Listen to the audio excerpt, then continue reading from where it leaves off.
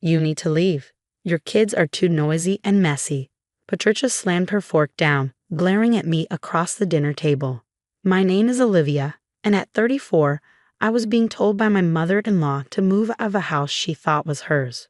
What she didn't know was that before he passed away, her husband George had secretly left the house to me, knowing exactly how she would act once he was gone. The kids were just playing outside, Patricia, I said, wiping my daughter's chin. They're 6. That's what kids do. Patricia scowled. This is my house, and I won't have it turned into a playground. James and I raised Michael without this kind of chaos. She gestured at the children's artwork on the fridge like it was an eyesore. Across the table, my brother-in-law James nodded in agreement while his wife, Sophie, smirked. They had moved in months ago after James lost his job, but somehow, their presence never seemed to bother Patricia. You have until tomorrow to leave, Patricia continued. I talked to Michael, and he agrees. My heart sank. My husband, Michael, was deployed overseas, but we had already discussed Patricia's behavior. He told me to stand my ground when the time was right. I remembered George calling me into his study 2 years ago. His voice was weak, but determined. Olivia, listen to me. Patricia will try to take the house from you.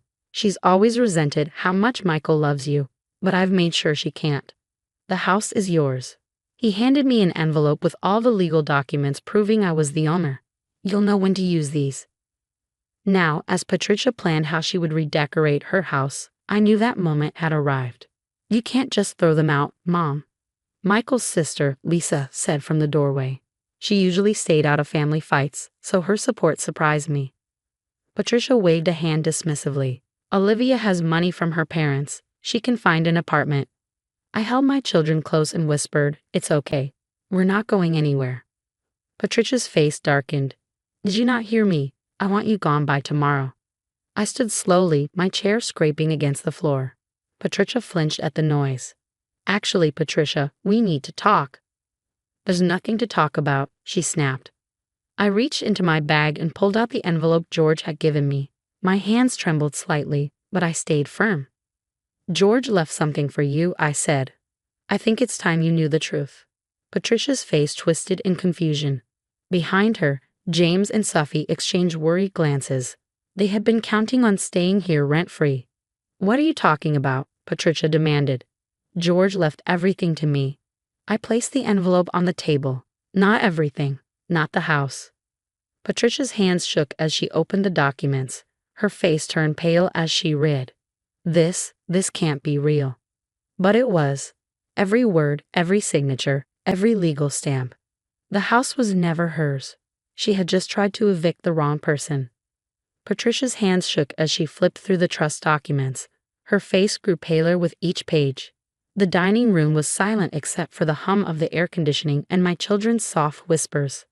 This is fake, she finally said, but her voice was weak. George would never do this to me. He would never give our home to. She waved a hand at me, unable to say my name. To his grandchildren's mother. I finished for her. To the woman who took care of him while you were busy with your social clubs. Is that so hard to believe, Patricia? James leaned forward, frowning. Mom, what do those papers say? I spoke before she could. They say that George left this house to me and the twins. He knew what would happen once he was gone, so he made sure we were protected. But that's not fair, Sophie blurted out, losing her usual calm. We were planning to renovate the East Wing for our home office. I turned to her. You mean my East Wing? The one you've been living in rent-free for 3 months. Patricia slammed the papers on the table. I won't accept this. I'll call my lawyer tonight. Go ahead, I said, taking out my phone. Want Mr. Harrison's number? He handled all the paperwork for George. Patricia froze. She knew George's lawyer well. If he handled the trust, it was solid. Lisa, who had stayed quiet, finally spoke. Mom, if George did this, maybe he had a reason. Patricia's voice rose. What reason could he have for giving my house to her?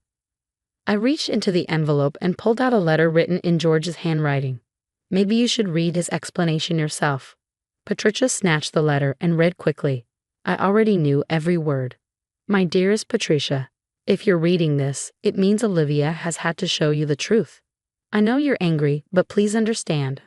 I did this to protect our grandchildren and the woman who brought happiness back into Michael's life.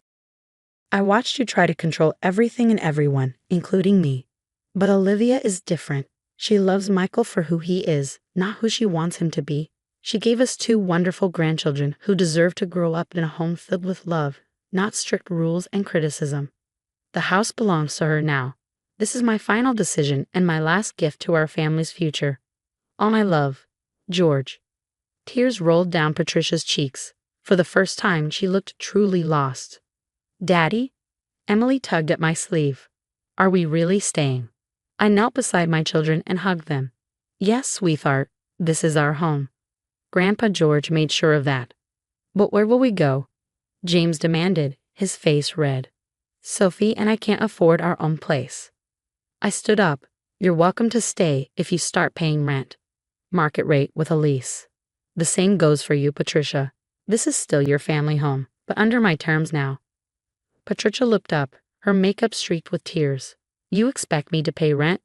In my house? Not your house, I corrected. And yes, I do.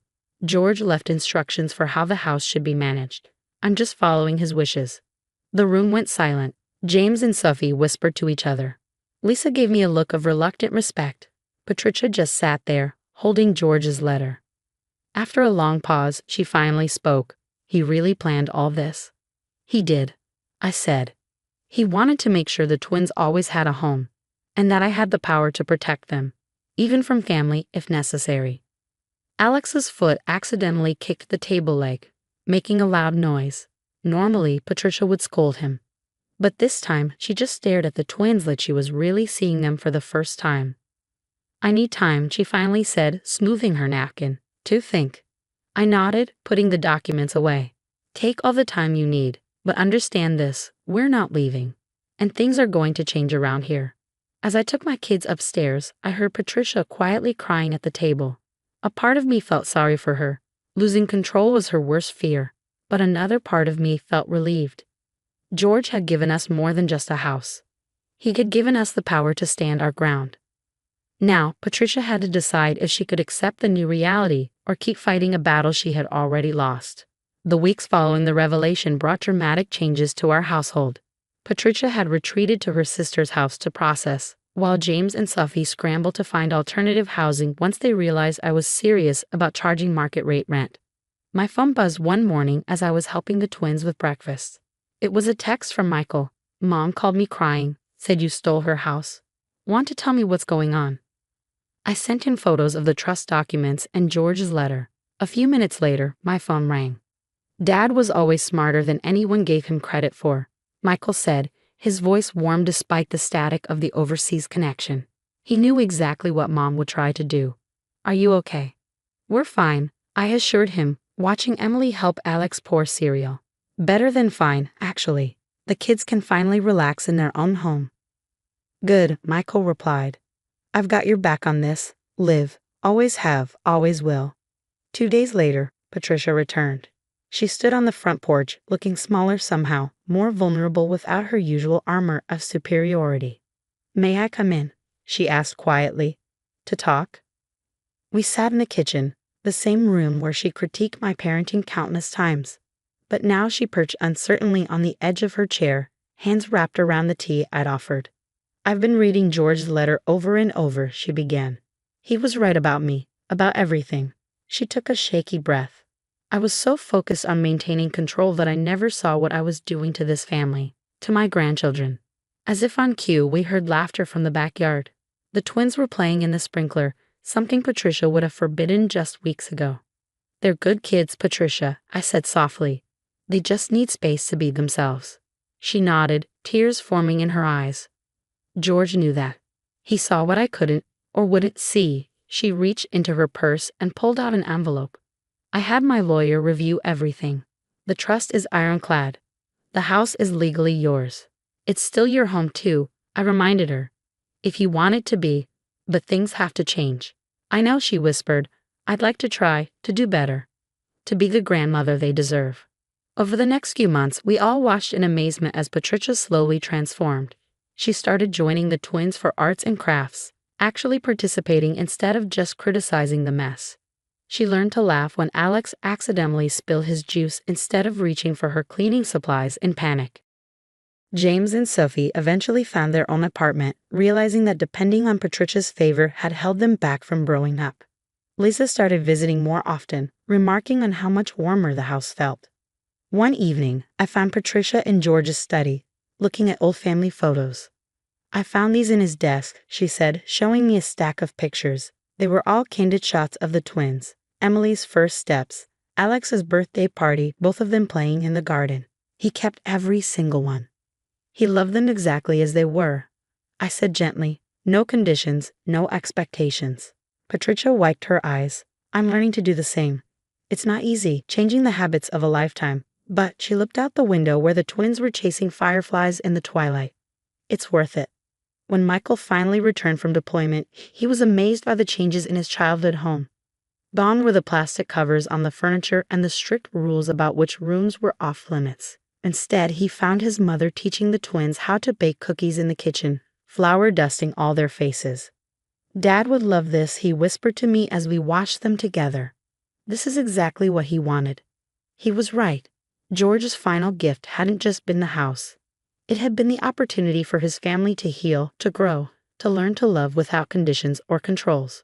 1 year to the day after I revealed the trust documents, we hosted a family dinner. Patricia had helped the twins decorate the dining room with their artwork, proudly displaying their creativity instead of hiding it away. As we sat around the table, Patricia raised her glass. "To George," she said, her voice thick with emotion, who knew exactly what this family needed, even when we didn't know ourselves. I watched my children beam at their grandmother, saw the genuine warmth in her smile as she looked back at them, and knew that George had been right all along.